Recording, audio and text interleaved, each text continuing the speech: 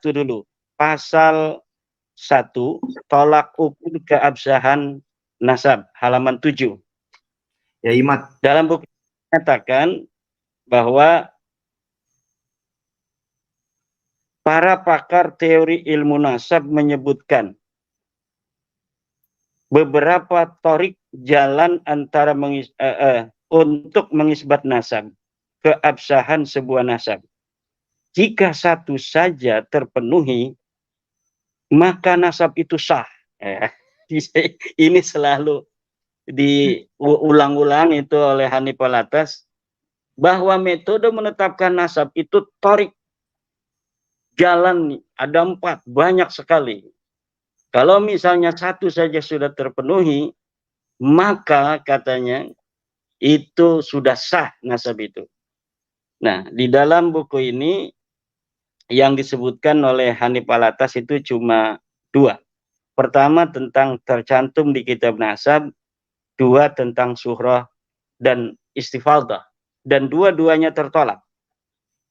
Metodologi isbat nasab yang disebutkan oleh buku Rabita Alawiyah ini, buku resmi Rabita Alawiyah ini tertolak.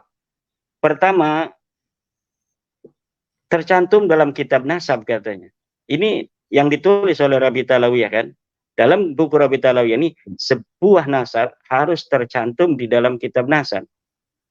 Sebagaimana kita ketahui, silakan baca buku terbaru saya tentang literatur kitab-kitab nasab dari abad ke-3 sampai abad 13 yang menyebutkan Ba'lawi itu baru kitab Tuhfatul Talib 996 Hijriah, 650 tahun setelah wafatnya Ahmad bin Isa, orang keturunan Nabi asli yang diakui oleh mereka sebagai luhur mereka.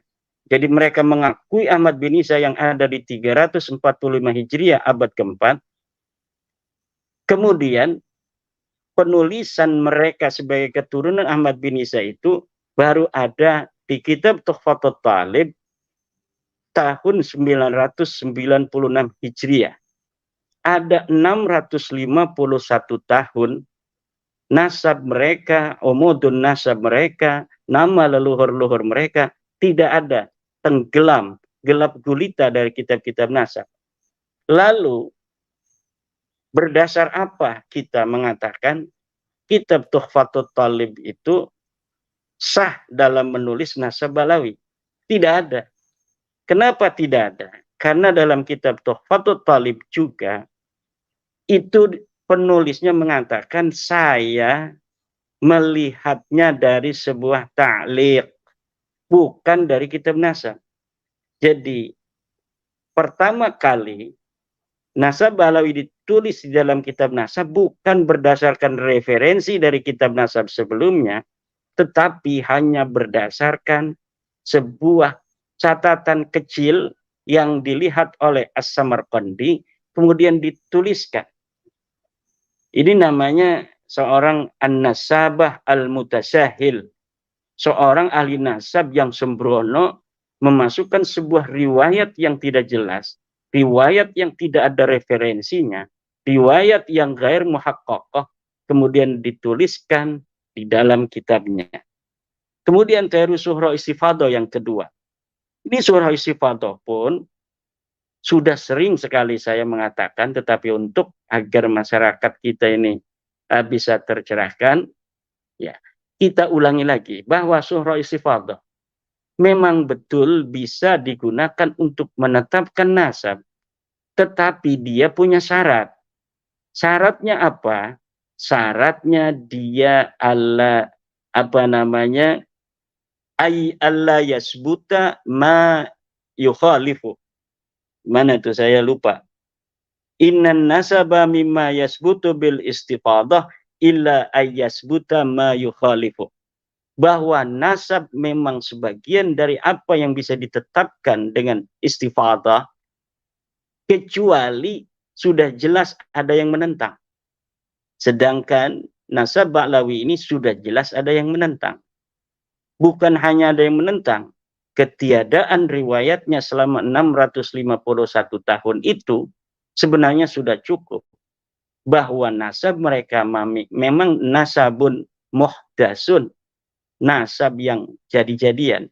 Kemudian ketika hari ini, ya istifadah itu sebenarnya untuk hari ini. Ini istifadah ini bahwa Hanif Alatas Balawi, Rizik Syihab Balawi itu istifadah namanya itu kan. Nah, istifadahnya apa furo itu tidak berkonsekuensi terhadap istifadahnya usul. Usulnya siapa? Ubaidillah. Untuk mengetahui surah istifadahnya Ubaidillah dari mana? Kita harus melihat sekitar zaman Ubaidillah, kitab-kitab yang ditulis di zaman itu. Kitab yang ditulis banyak, tetapi tidak ada satupun yang mencatat. Yang mencatat keturunan Ahmad bin Isa lainnya banyak. Dari mulai abad ke-5 sampai abad ke hari ini. Tetapi yang mencatat bahwa Ahmad bin Isa mempunyai anak Ubaid itu baru di abad 10, 651 tahun. Begitu. Itu teori itu teori yang sudah jelas. Di dalam kitab fikih pun itu Ustadz Ma'ruf Qasim ya, Kiai Ma'ruf Qasim, Ustadz Yusuf Romli. Itu tinggal baca aja tuh seluruh kitab-kitab fikih tentang istifadah, suhrah, tasamu itu mempunyai syarat yang satu, yaitu dia tidak boleh bertentangan dengan dalil. Adamul mu'arid, adamul dafi, itu istilahnya macam-macam itu. Saya tambahkan lagi nih di dalam kitab Ilmu Nasab, Muqaddimah fi Ilmin Nasab. Idza wujidatir rik'atu as-sahihatu batalat tawaturul mukhalifu. Terlihat di dalam Muqaddimat halaman 72. Idza wujidatir rik'ah, apabila ditemukan sebuah kitab as-sahihatu yang sahih, batalat tawaturu, maka batal itu surah istifadah al-mukhalifu yang bertentangan dengan rik'ah yang tadi ditemukan itu. Itu sudah sangat jelas.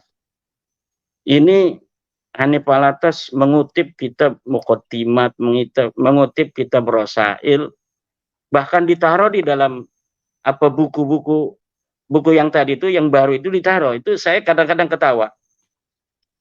Itu lafadznya ditaruh, lafadz yang menyerang mereka sendiri itu ditaruh di situ. Itu apa maksudnya itu? Jadi lafadz sebuah kaidah yang sendiri gitu Mas Rifki. Itu ditaruh di kitab itu, di dalam buku ketidakabsahan nasab Balawi itu gitu, yang 500 halaman. Itu banyak sekali yang menyerang mereka sendiri, kemudian ditaruh di dalam halaman-halaman itu. Apakah menganggap sebenarnya masyarakat kita ini nggak bakal baca itu gitu, hanya melihat tebelnya udah ada jawaban. Mungkin yang diharapkan seperti itu, tetapi kita di dalam untuk memberikan pencerahan terhadap masyarakat ini tidak boleh kita bosan. Kita harus, karena ini masalah berhubungan dengan kemuliaan dan kehormatan keluarga Nabi besar Muhammad SAW. Tidak boleh ada orang-orang yang bukan keturunan Nabi mengaku keturunan Nabi bi ghairi haqqin. Tidak boleh ada orang yang berhaplog grup selain J1 hari ini mengaku keturunan garis laki-laki kepada Rasulullah. Masa ini belum terlalu mengkristal, tapi masa depan tidak bisa lari lagi. Maka menurut saya dengan berbagai macam alasan-alasan yang ditulis itu sebenarnya akan semakin membuat susah bergerak anak cucu mereka di masa yang akan datang. Ini saya bukan nakut-nakutin, tapi memang algoritma masa depan itu seperti itu nanti yang akan terjadi. Ilmu pengetahuan kebenaran itu tidak bisa untuk dilawan dengan sesuatu yang gair mahsus. Ilmu pengetahuan kebenaran itu verifikatif. Hal-hal yang tidak verifikatif masa depan akan ditinggalkan oleh peradaban. Nah, kemudian untuk pasal yang kedua, isbat para ulama nasab non-ba'alawi terhadap keabsahan nasab Alawi. Sini mereka mencantumkan pertama katanya kitab An-Nafhah Al-Ambariyah karya Muhammad Kadim 880. Kedua baru dia catat Tuhfatul Talib 996. Ini sebenarnya kitab An-Nafhah Al-Ambariyah yang 880 ini kitab nasab betul. Ini memang menyebut nama Jadid bin Abdullah bin Ahmad bin Isa, tapi sama sekali tidak menyebut nama Alwi sebagai daripada Jadid. Jadi kitab ini seyogianya tidak dicantumkan sebagai dasar daripada penguat nasab Alawi. Kenapa? Karena kitab An-Nafhah ini bukan dalil untuk seorang Alwi, tapi dia dalil untuk seorang Jadid yang sama-sama dakhil, yang sama-sama da'i, menyusup ke dalam keluarga Ahmad bin Isa. Itu beda-beda. Nah, tidak ada kitab yang menyebutkan sebelum Al-Burqah dan Al-Jarusafaf yang mengatakan bahwa Jadid punya adik namanya Alwi, Alwi punya kakak namanya Jadid atau sebaliknya. Ini tidak ada sama sekali. Maka ketika di abad 9 ini ditulis oleh Al-Burqatul Musyiqah Ali As-Sakran bahwa Jadid adalah kakak atau adik daripada Alwi, ini tanpa adanya referensi. Kemudian kitab nasab ini An-Nafhah Al-Ambariyah, dia itu melihat kitab As-Suluk. Ketika melihat kitab As-Suluk, dia masukkan ke dalam kitabnya bahwa Jadid ini adalah anak daripada Abdullah. Abdullah adalah anak daripada Ahmad bin Isa. Sama sekali kitab ini An-Nafhah Al-Ambariyah tidak mencatat nama Alwi, keluarga Abdurrahman Segaf. Tidak dimasukkan nama dia. Padahal dia hidup 880. Dia hidup bersama dengan Ali As-Sakran. Tentunya Ali As-Sakran sebagai ulama sudah terkenal dong waktu itu, tetapi tidak dimasukkan sebagai adik daripada Jadid, leluhurnya Ali As-Sakran. Tidak dimasukkan juga Ali As-Sakran ini sebagai keluarga bagian dari Ahmad bin Isa. Oleh siapa? Oleh An-Nafhah Al-Ambariyah. Kenapa tidak dimasukkan? Ya karena memang bukan siapa-siapa dari keluarga Jadid. Ini masih di abad 880. Jadi tidak berarti disebutnya seorang Jadid itu bisa menjadi bukti dari keluarga Bahlawi. Tidak bisa. Karena memang Jadid ini adalah historis. Dia ulama besar. 620 dia hidup sebagai ulama yang dicatat oleh para ulama-ulama. Tapi dia bukan keluarga Abdurrahman As-Segaf. Tiba-tiba di abad 9, dari 620 itu, tiba-tiba Ali As-Sakran 895 mengakui Jadid sebagai kakak daripada Alwi. Ini yang tidak ada referensinya. Jadi kitab An-Nafhah Al-Ambariyah ini tidak bisa untuk dijadikan dalil bagi keluarga Bahlawi. Dia adalah dalil penyusupan bagi keluarga Jadid, tapi dia bukan dalil untuk keluarga Bahlawi.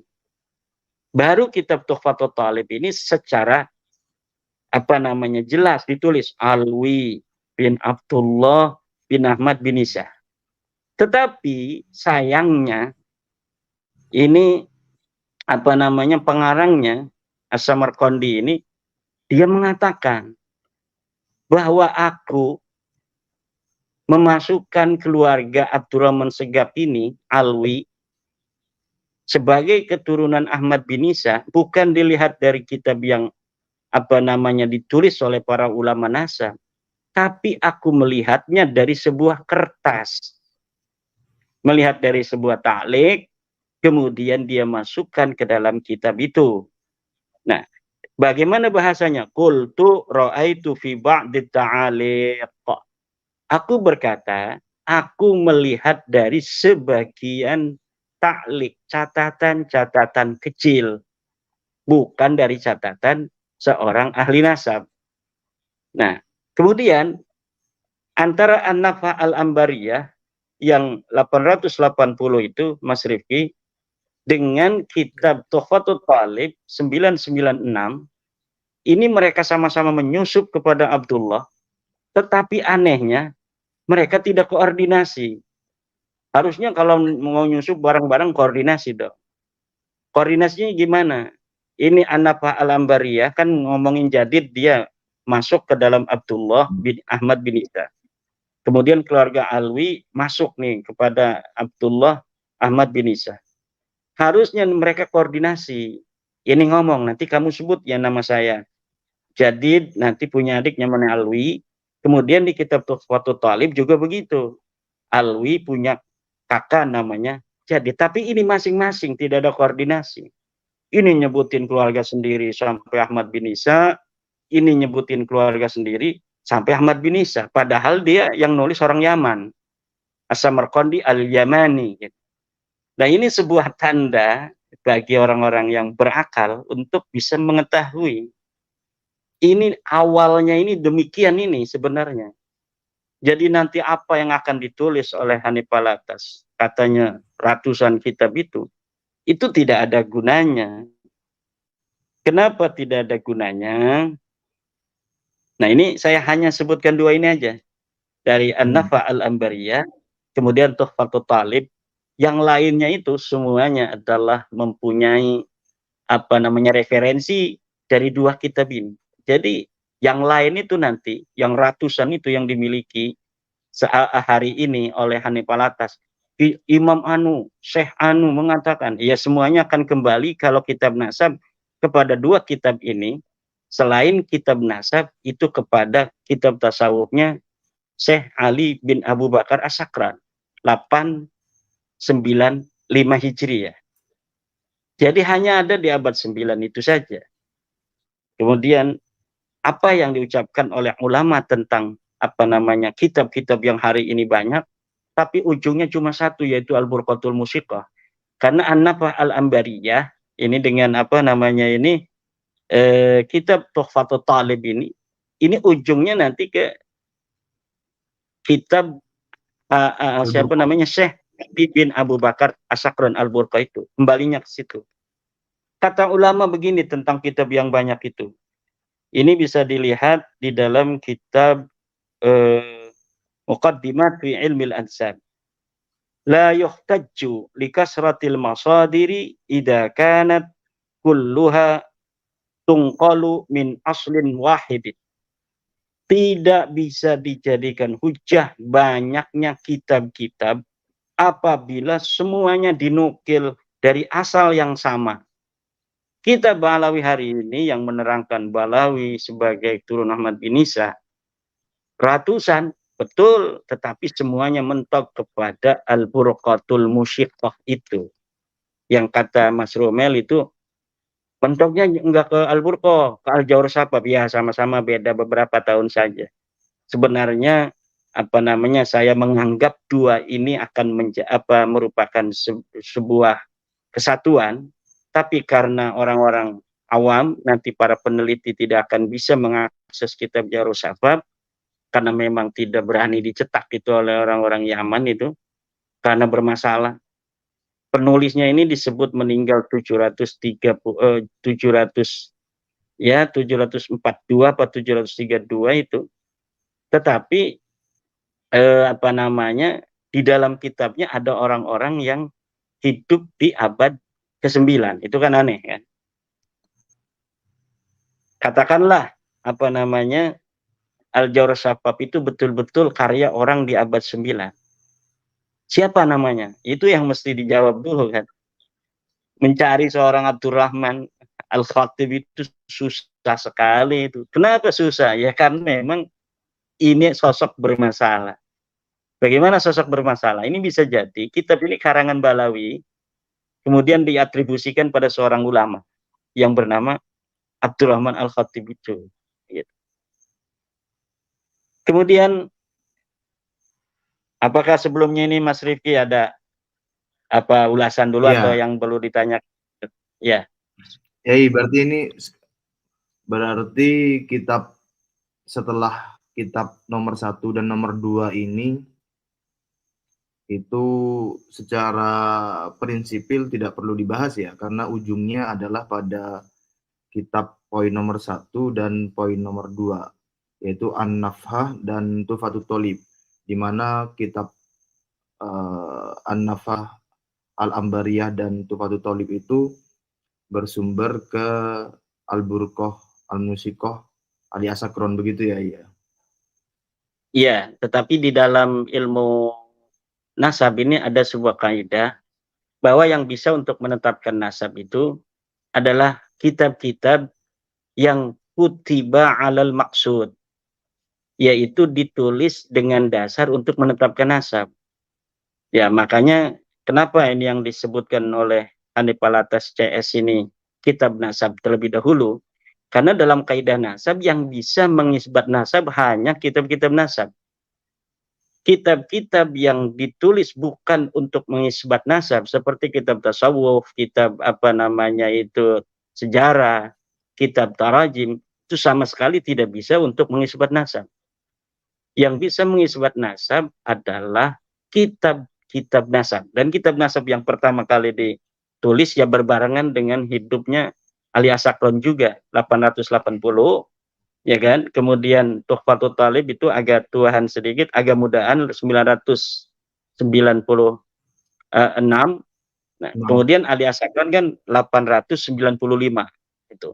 Jadi upak-upaknya itu di masa-masa itu tuh, masa fabrikasi nasab ini gitu. Makanya Al-Burqah itu walaupun secara historis lah bisa untuk dikatakan orangnya ada kan. Jadi kitab sejarah hanya untuk bisa mengatakan historis apa tidak ini orang. Apakah dia sosok historis, apakah dia sosok ahistoris. Sampai kepada derajat fiktif itu bisa untuk kita melacak seseorang itu dengan metodologi teori ilmu sejarah. Ya, maka Al-Burqah, dari Al-Burqah ke Ahmad bin Isa itu 551. Ini saya menurunkan standar sebenarnya. Ketika kita mengatakan 550 tahun itu menurunkan standar agar memberikan napas bagi Balawi dan pembelanya untuk mencari kitab-kitab nasab dan juga kitab-kitab sejarah, untuk mencari kitab-kitab sejarah. Tetapi hari ini kita bisa dapat melihat bahwa memang tidak ada. Jangankan kitab-kitab nasab, sejarah, kitab sejarah yang banyak begitu dari abad ke-3, ke-4, ke-5, ke-6, ke-7, 8, 9, 10. Itu tidak ada yang menyebut mereka itu sampai abad 9, tidak ada. Tidak ada. Kemudian di abad 8 banyak yang menyebut jadid tuh, Al-Ataya As-Saniyah kan. Kemudian As-Suluk, tetapi tidak menyebut ke Alwi karena memang bukan siapa-siapa. Alwi dan jadid itu tidaklah bersaudara, tidak ada. Nah, itu di pasal kedua ini Mas Rifki ini sudah kitab-kitab yang lain tidak perlu dibahas karena kalau kitab-kitab lain akan mentok kepada kitab ini. Iya.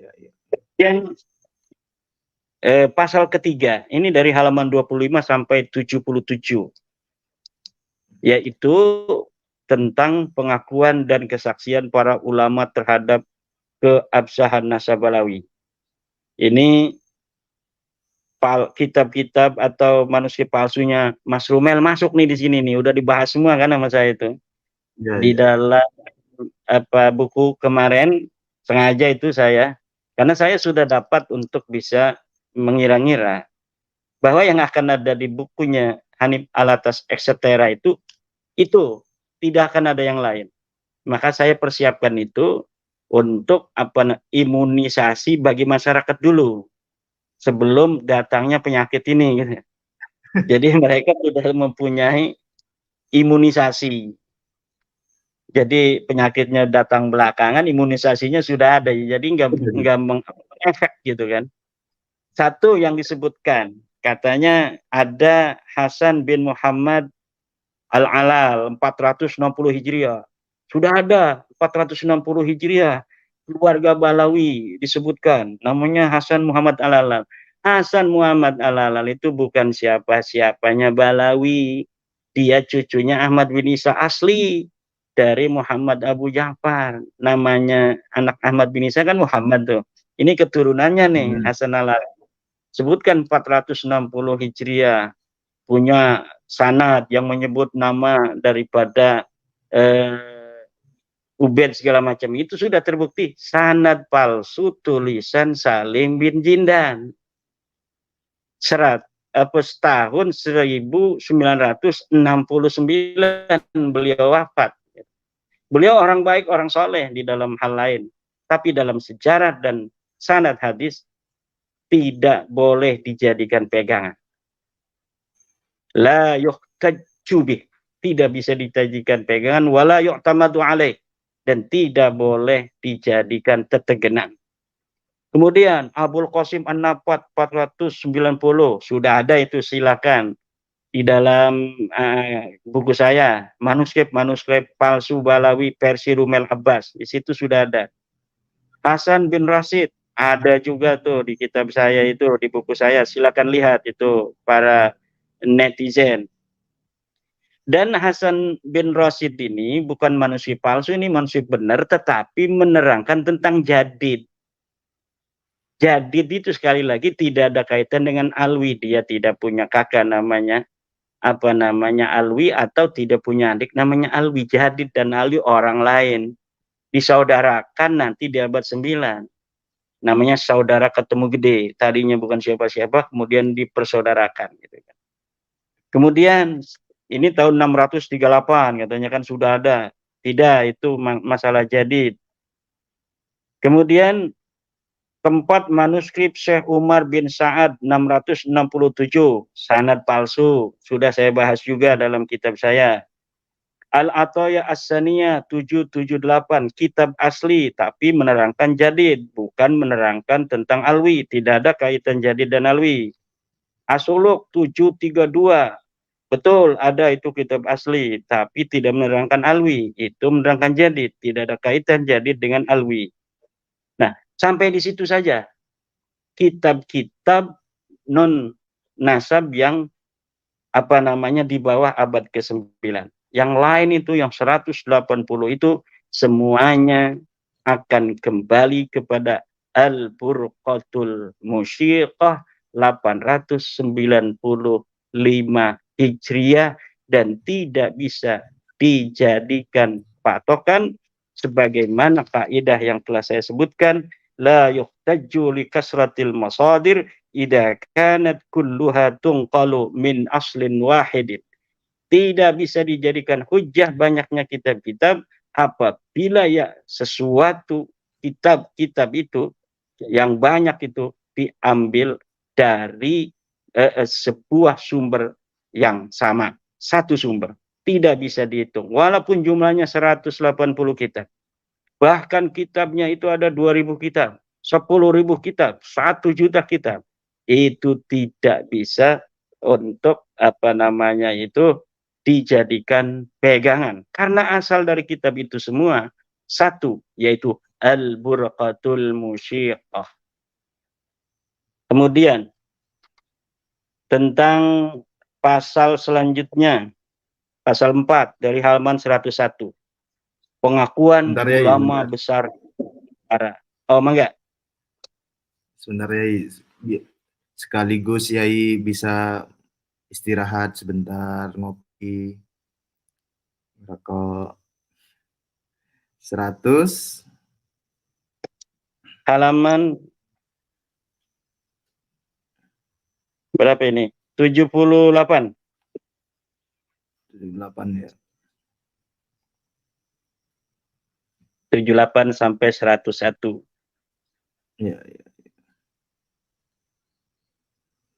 Tentang pengakuan ulama besar Nusantara terhadap status Ba'alawi sebagai zuriat Nabi SAW. Ya.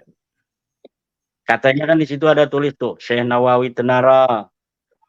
Itu ada dalam kitab Uqudul Ujen.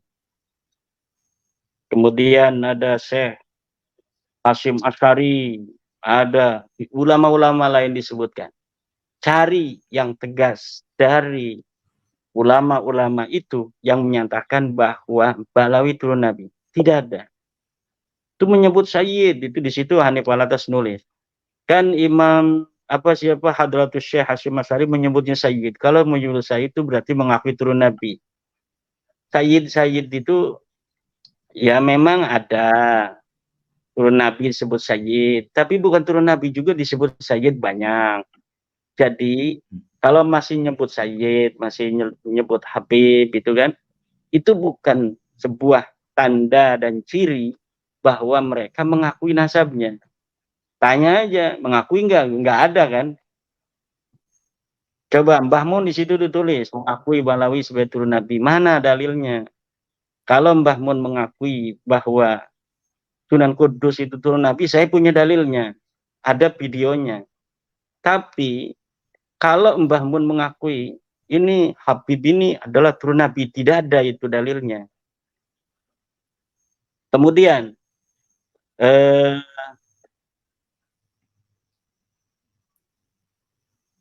pasal yang kelima. Jadi untuk kita tidak usah banyak membahas tentang ulama-ulama Nusantara itu, karena ulama Nusantara yang disebutkan itu hanya tidak mengatakan mereka bukan turun Nabi, tapi tidak ada kata-kata mereka yang menyatakan bahwa itu keturunan Nabi. Terutama Syekh Hasyim Asy'ari, yang saya maksudkan itu adalah dengan Syekh Nawawi At-Tanara Al-Bantani. Termasuk Mbah Mun, 3 orang itu. Kalau yang lain itu ya kurang terkenal gitu kan. Pasal yang kelima dari 111 sampai 121. Penetapan nasab dengan cara al-istifadhah. Wah, ini lagi dibahas tuh sampai 111 sampai 121. Ini 10 lembar tentang surah dan istifadhah.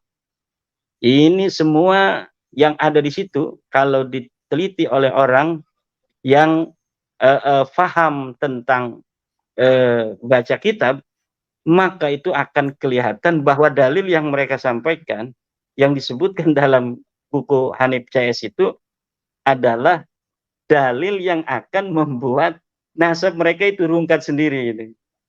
Itu kalau dibaca kemudian dipahami dengan teliti dan dengan pemahaman yang benar. Dan ini kalau misalnya ditaruh di meja ilmiah itu akan ketawa itu para para peneliti, akademisi. Ya, akademisi yang misalnya menjadi juri ya kan. Yang menjadi juri itu akan ketawa. Ini kenapa ditaruh di sini katanya. Padahal ini yang merungkatkan, ini yang menjadi dalil yang membatalkan kalau ditaruh di sini. Misalnya dengan surah istifadhah. Itu di semua ibarat-ibarat para ulama itu semuanya ditaruh tentang adamul mu'arid. Tentang adanya tidak boleh bertentangan dengan yang sebelumnya. Termasuk yang saya katakan tadi tentang Ibnu Hajar Al-Asqalani dalam kitab Al-Jawabul Jalil, itu ditaruh di situ sebagai penguat daripada nasab mereka katanya. Padahal itu adalah yang merungkatkan teori syuhra dan istifadhah. Jadi syuhra dan istifadhah itu memang bisa digunakan selama tidak bertentangan dengan adanya dalil, dengan adanya ta'an fin nasab. Kalau adanya ta'an fin nasab, dalil atau pengingkaran daripada orang yang disuhrokan, misalnya seorang anak sudah suhroh sebagai anak daripada si fulan, kemudian tiba-tiba fulan mengatakan sebenarnya dia itu bukan anakku, maka itu sudah gugur semua itu suhroh dan istifadhah atau tasamu itu sudah tidak bisa lagi digunakan. Nah, itu dalilnya semua di situ. Ada di dalam buku ini nih. Kemudian ada, ya. Saya cari-cari belum ketemu. Situ bahasa Arab. Itu iya. Kan itu nanti akan waktunya panjang. Jadi nanti biar ulama mendengar ini kan. Wah, saya teliti nanti gitu. Di situ semua ibarat-ibaratnya itu yang mengatakan surah istifadhah boleh digunakan selama tidak ada penentang. Semuanya ada di situ. Kemudian pasal yang ke-6 tentang jejak peninggalan pendahulu Ba'alawi di Hadramaut 122 sampai 128. Ini hanya ada beberapa lembar ya. 6 halaman jejak peninggalan pendahulu Ba'alawi di Hadramaut. Apa jejaknya? Ada makam, ada rumah, ya kan? Ada masjid. Ya. Bagaimana orang yang tidak apa saya? Jangan ngomong. Orang yang tidak berhijrah, orang yang tidak berhijrah ke apa namanya itu Hadramaut bisa punya makam di Hadramaut, bisa punya rumah di Hadramaut. Ini bagaimana ceritanya? Mereka belum bisa untuk apa namanya membawa dalil tentang hijrahnya Ahmad bin Isa ke Hadramaut. Sekarang sudah berjalil dengan adanya rumah, adanya masjid, adanya makam yang diatribusikan sebagai makamnya Ahmad bin Isa. Kan ini aneh. Kemudian bab yang kedua 132. Ini bab kedua halaman 132. Ini serius ini, dari 132 sampai 500, halaman 500 itu membicarakan saya. Jadi ini sudah jelas. Nama saya itu Mas Rifki tidak akan lekang dimakan zaman. Sudah ada ditulis di sini ini. Yaitu membongkar penyimpangan Imaduddin. Ada 9 poin yang Hanif Alatas CS ini ungkapkan dari penyimpangan Imaduddin. 1. Mengkaji nasab dengan mengabaikan dan menabrak tatanan ilmu nasab. Sudah saya jawab di dalam kitab metode menetapkan nasab, apa namanya itu, menurut kitab Rasail fi Ilmil Ansab. Silakan baca. Vaksinnya sudah saya kasih kepada masyarakat dan saya sudah mengira-ngira ini nanti yang akan ditulis di dalam apa buku Hanif Alatas CS ini. Dan itu sudah dijawab. Bagaimana cara ahli nasab di dalam menetapkan nasab? Silakan apa para pemirsa membaca kitab saya yang terbaru, baru beberapa hari yang lalu itu, metode menetapkan nasab menurut ahli nasab, teori dari kitab Rasail fi Ilmil Ansab. Di situ sudah ada teori-teori 7 apa namanya itu jalan metode untuk menetapkan nasab. Semuanya tidak bisa menetapkan nasab Ba'alawi. Silahkan dibaca dan nanti kita bisa diskusikan kalau ada yang tidak apa namanya itu setuju itu ya. Tetapi saya yakin karena dengan bahasa yang sederhana saya bikin itu siapa saja akan bisa memahaminya. Kemudian menentang, mengabaikan dan merendahkan pengakuan para ulama muktabar terhadap keabsahan nasab Ba'alawi. Menentang, mengabaikan, jadi saya ini dianggap menentang, mengabaikan dan merendahkan pengakuan para ulama muktabar terhadap keabsahan nasab Ba'alawi. Ya ini ngadu domba saya dengan para ulama. Dalam dunia ilmiah itu siapa orangnya, tapi mana dalilnya. Jadi tidak dilihat dari siapa, tetapi dilihat dari dalilnya mana. Di dalam kitab Muqaddimat, ini Mas Rifki dikatakan, man ladaihi hujjatun yuqaddamu ala man laisa ladaihi hujjah. Orang yang punya dalil harus didahulukan daripada orang yang tidak punya dalil. Jadi bukan siapa. Imaduddin tidak muktabar sekarang. Tapi nanti 100 tahun lagi mungkin ada yang nulis keramat-keramat saya kan. Zaman hidupnya Syekh Nawawi apa disangka nggak ada yang benci sama Syekh Nawawi. Pada zaman hidupnya Ahmad bin Hambal apa disangka Imam Ahmad bin Hambal tidak yang benci.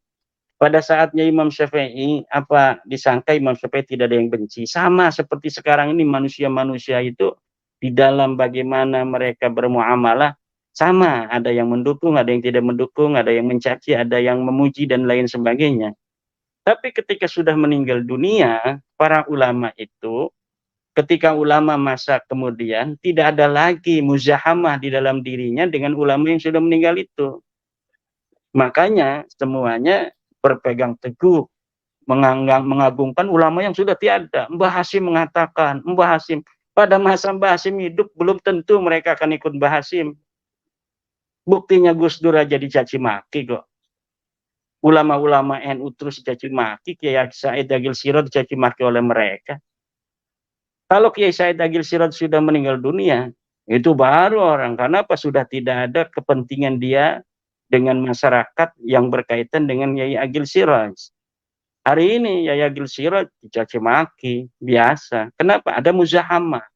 Ada muzahamah kepentingan di situ.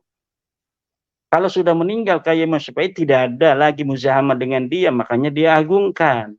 Mbah Hasyim Asy'ari sudah tidak ada, makanya diagungkan. Mbah Mun sudah tidak ada, makanya diagungkan. Ulama-ulama yang masih hidup itu ada muzahamah dengan kepentingannya.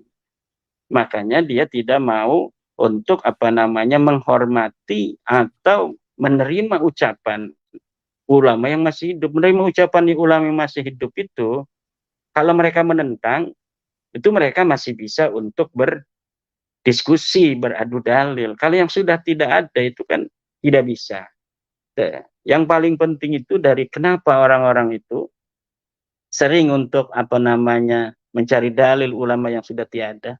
Itu satu, tidak ada pertarungan kepentingan antara dia dan ulama yang sudah tiada. Kalau dengan yang masih hidup, ada pertarungan kepentingan. Makanya ketika dia berbeda pendapat dengan ulama yang masih hidup, yang dijadikan sandaran ulama yang sudah tiada. Itu yang sebenarnya terjadi. Jadi sekali lagi, saya katakan tentang banyaknya ulama-ulama yang muktabar. Muktabar menurut siapa? Muktabar menurut Hanif Alatas. Murad Sukri, wah itu Murji'ah, itu Wahabi, itu tidak bisa untuk jadi kepegang. Kenapa? Karena mengganggu kepentingannya. Mukbil Al-Wada'i, kenapa tidak diterima? Oh, itu mengganggu kepentingan mereka karena tidak percaya Nasabalawi. Kadang-kadang mereka mengatakan ini hanya Imaduddin yang membatalkan Nasabalawi. Kadang-kadang ngambil Imaduddin itu nyontoh ulama-ulama Wahabi dan lain sebagainya. Jadi tidak konsisten. Kenapa? Karena ada kekalapan di situ. Karena ada, udah apa aja pokoknya. Jadi suatu sisi dia hanya mencontoh dari ulama Wahabi. Kalau saat lainnya, dia satu-satunya orang yang membatalkan Nasabalawi di dunia ini. Yang benar mana itu sebenarnya? Kita tidak boleh untuk mengatakan tentang suatu dalil dikaitkan dengan subjektivitas. Ini dalilnya ada. Balawi tidak disebutkan 650 tahun dalam kitab nasab, tidak disebutkan 550 tahun dalam kitab sejarah. Jawabannya mana? Tidak ada. Berusaha menjawab dengan kitab palsunya Mas Rumel, rontok, nggak bisa. Kemudian apalagi, kan? Kemudian di dalam kitab Muqaddimah juga itu dikatakan wala yafuqul masyhura illa rif'atu, dan tidak bisa untuk mengalahkan kemasyhuran illa rif'atu kecuali kitab. Jadi kemasyhuran, syuhra istifadah, popularitas memang tidak ada yang bisa mengalahkan kecuali ar-rif'ah, kitab. Apabila kemasyhuran berbeda dengan kitab, maka kemasyhuran ini gugur. Kemudian kesesatan logika.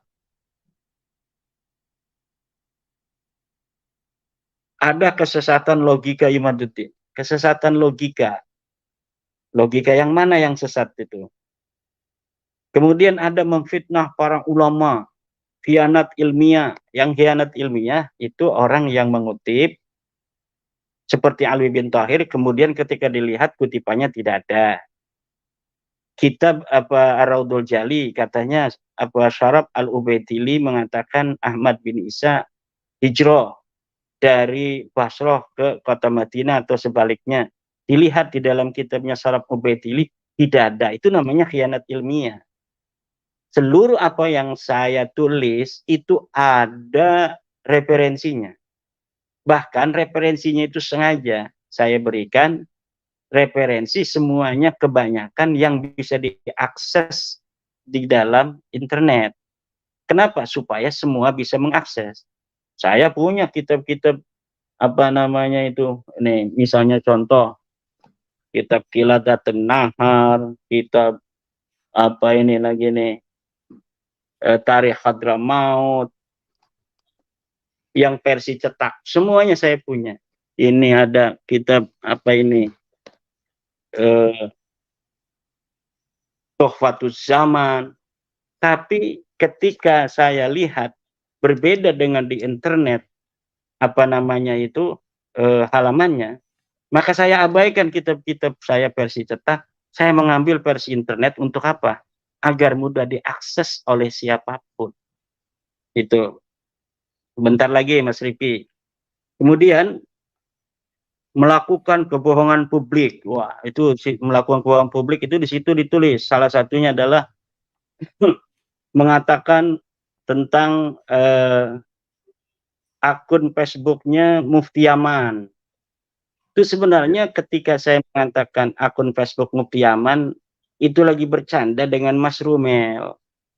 Jadi saya itu biasanya tasabut ketika ini benar apa enggak. Tapi ketika Mas Rumel dia udah masuk duluan, menganggap itu akunnya Mufti Yaman, dia bertanya kepada Mufti Yaman itu yang ada di Facebook, bagaimana tentang Nasabalawi segala macam gitu kan.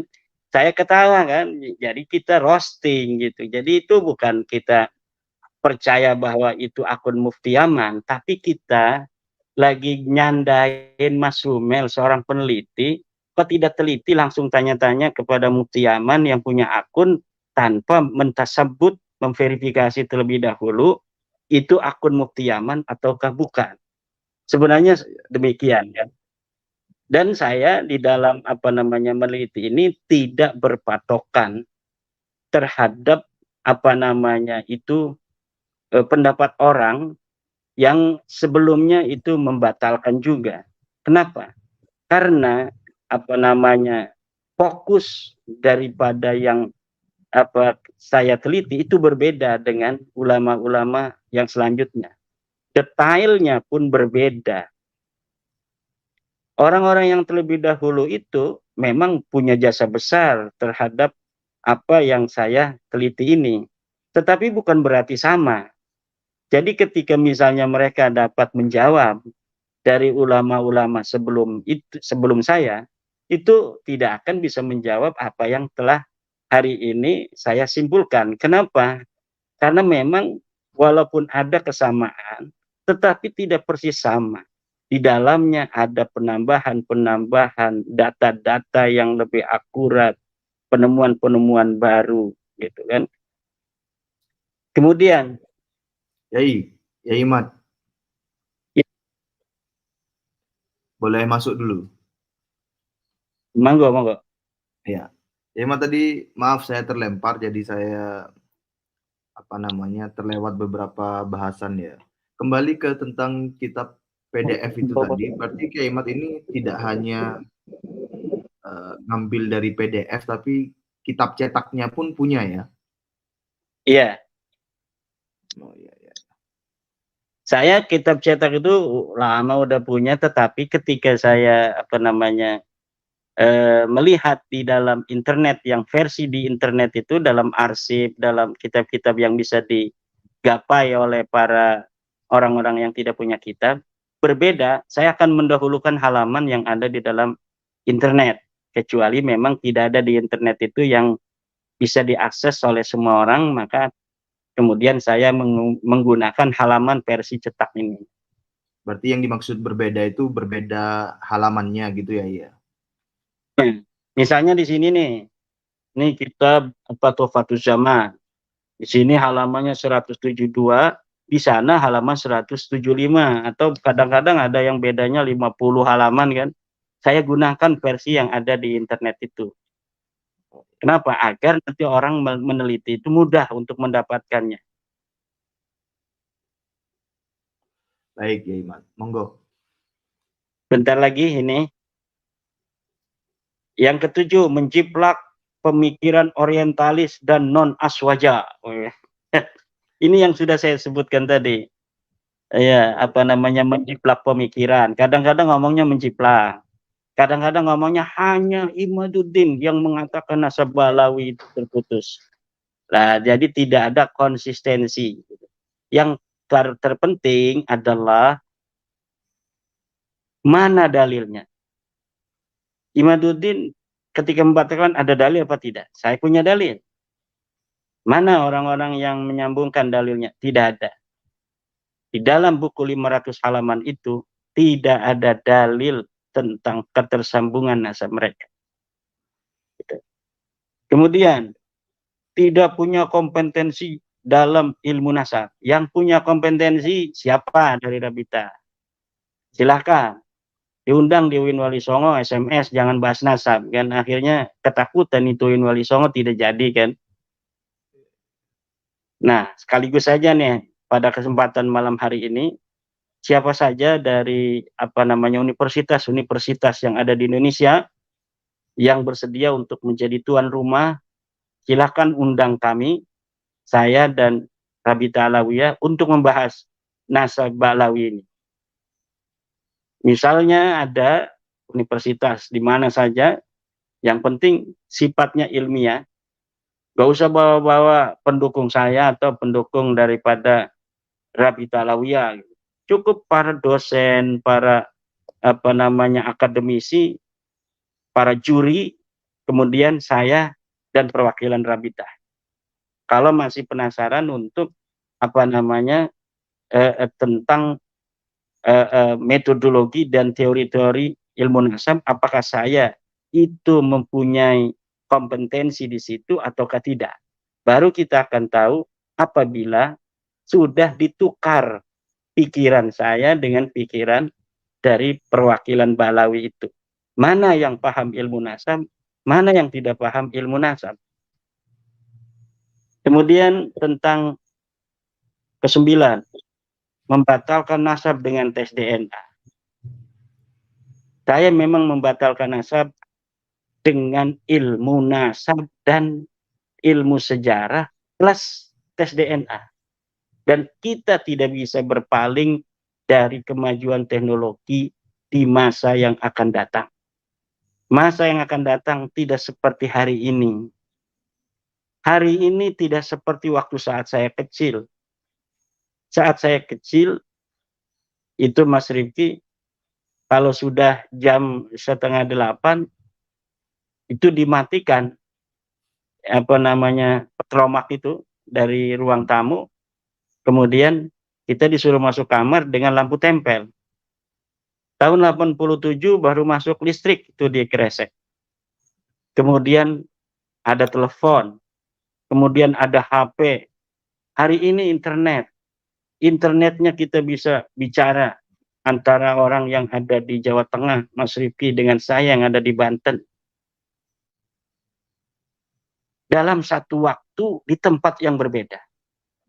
Jadi siapa saja yang melawan ilmu pengetahuan, terutama tes DNA ini, akan menyesal di masa yang akan datang.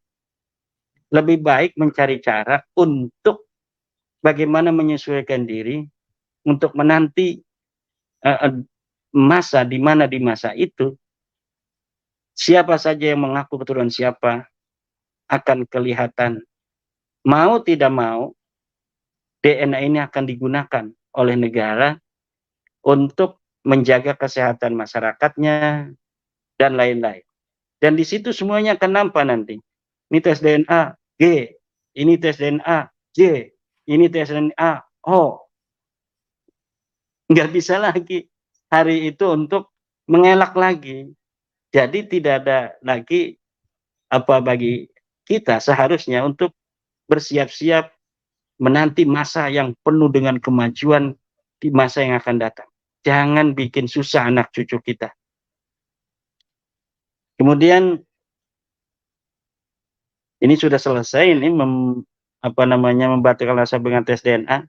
Juga ada satu yang ditampilkan tadi saya lupa oleh buku Mas Hanif Alatas itu tentang banyaknya stempel-stempel dari Raja Al-Qaitiyah dengan Raja Al-Kasiriyah 100 tahun yang lalu sudah tanda tangan katanya.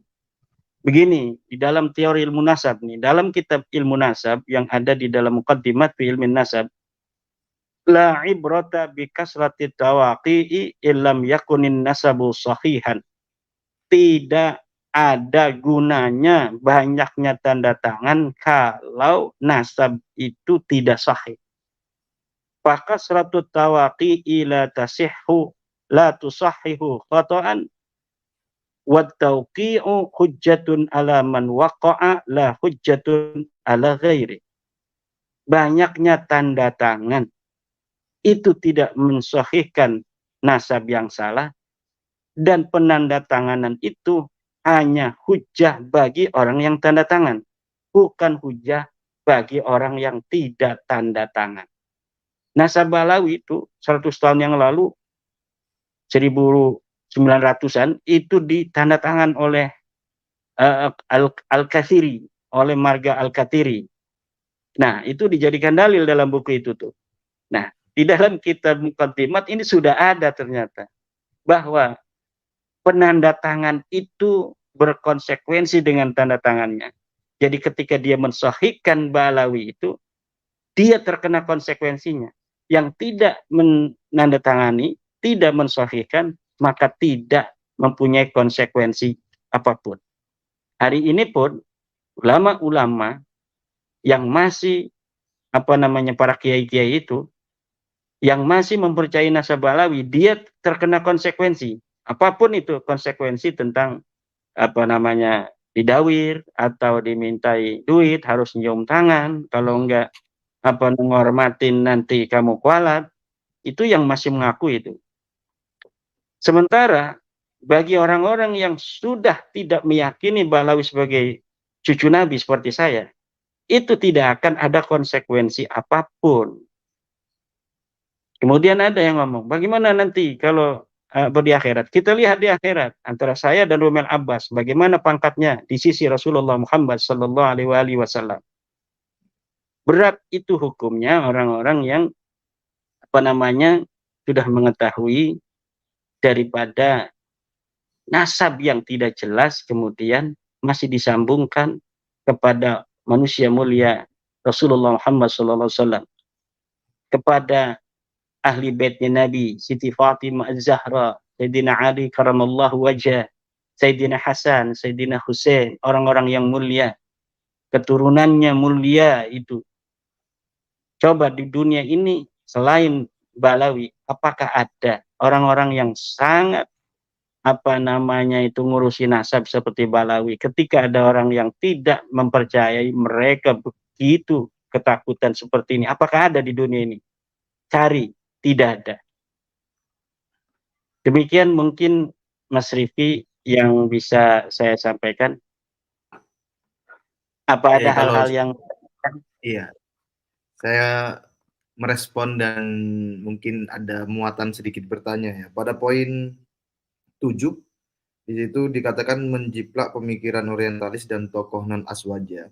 Itu kan kesannya kalau tokoh non-aswaja itu otomatis tertolak begitu ya. Tapi kita ketahui bahwa mereka itu sampai ke Iran ya, ke Syekh Mahdi Rojai untuk meminta testimoni lah begitu. Itu kan nampaknya ada kontradiksi begitu ya.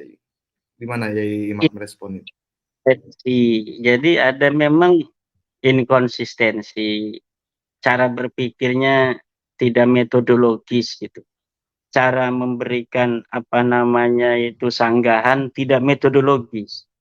Kalau metodologis, mereka tidak akan membuat kalimat non aswaja itu. Karena kitab-kitab nasab termasuk Tuhfatul Azhar itu di abad ke-11 yang menyebut Balawi itu adalah orang Syiah.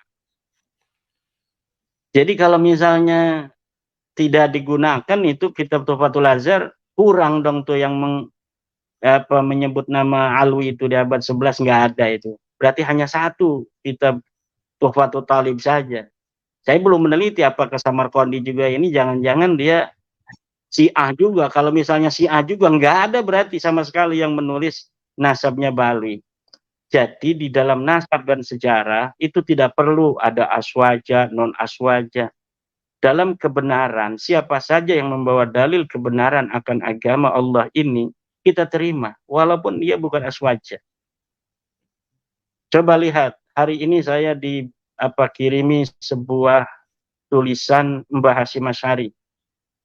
Al-Mawa'id Asy-Syaikh Hasyim Asy'ari. Itu siapa yang merawat? Perpustakaan Muhammadiyah di Yogyakarta. Saya dikirimi linknya, saya dikirimi PDF-nya. Siapa yang merawat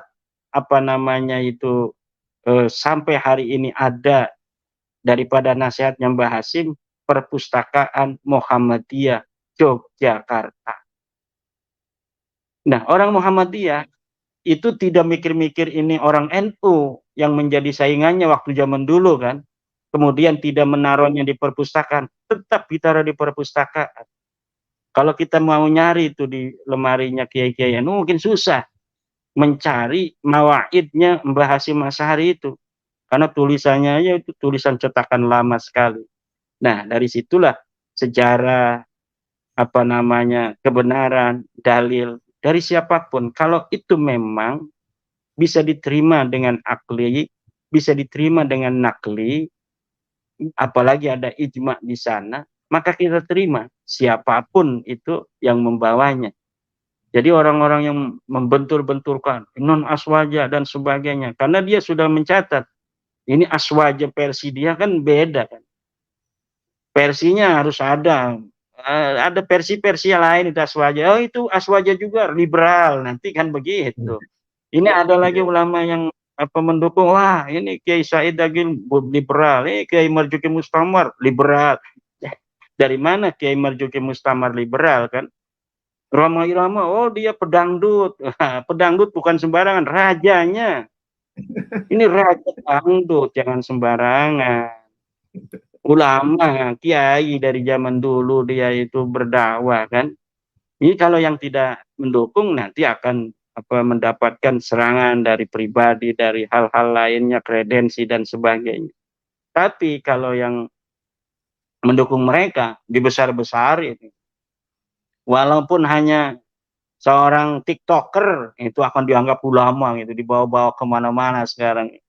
Ya, dia bukan majelis ulama di kecamatan Acan kan, nggak ada di struktur NU, nggak ada di struktur kecamatan sebagai apa misalnya di majelis ulama kecamatan. Nah, kalau misalnya ada orang yang di majelis ulama kecamatan itu berarti udah diakui itu, karena tidak mungkin sesuatu yang bersifat umum, yang bersifat sebuah jabatan strategis, misalnya komisi fatwa kecamatan gitu, itu tidak mungkin dia sembarangan untuk angkat oleh ulama. Tapi karena mendukung dia walaupun tidak tercatat sebagai pengurus MUI kecamatan, tidak tercatat sebagai ranting NU di kampungnya, dibesar-besarin hanya TikToker. Untuk apa? Karena untuk literwij, untuk agar iklan untuk mereka. Demikian Mas Rifki. Yai, satu lagi boleh Yai? Boleh. Ya, itu poin 8. Itu kan disebut juga dalam 9 poin penyimpangan kan. Berarti poin 8 ini dikatakan penyimpangan. Tidak punya kompetensi dalam ilmu nasab. Tadi ya Imat sudah menyinggung siapa dari Robito Alawiyah yang ilmu nasab. Tapi saya ingin memperdetail. Kalau netizen bertanya apakah Ali Asakron itu ahli nasab gitu? Apakah pertanyaan itu valid ya? dia tidak ada kitab nasabnya. Kitab Berarti kan yang alias Sakrun bukan ahli nasab kan ya?